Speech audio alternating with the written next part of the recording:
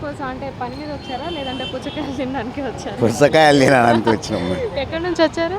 మేము కూకుడుపల్లికి వెళ్ళి వచ్చాం. పని మీద వచ్చారా? వేరే పని మీద పోతుంటే ఇది పుస్తకాయలు తిందామని వచ్చాం.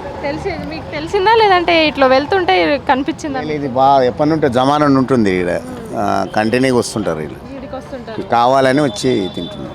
ఆహా. పని మీద వచ్చి ఇక్కడ నుంచి తినేసి వెళ్దామని వచ్చారు. వచ్చాం. ఎట్లుంది మరి టేస్ట్? సూపర్ ఉంది. అంతేనా? సార్ మీరు?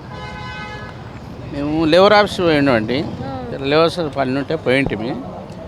ఇట్లా వస్తున్నాం కదా ఇట్లా ఇంకెట్లా కూకుడుపల్లి వెళ్తున్నాం.